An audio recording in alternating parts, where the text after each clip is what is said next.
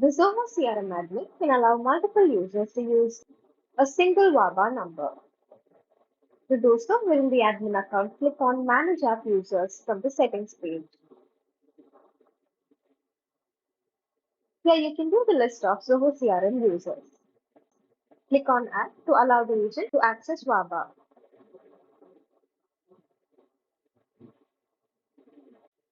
Click on Remove to remove the permission for this user.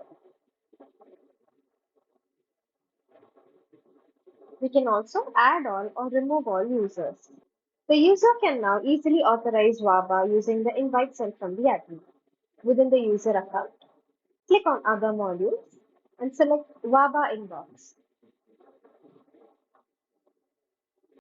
Click on the Algebra profile at the bottom left corner.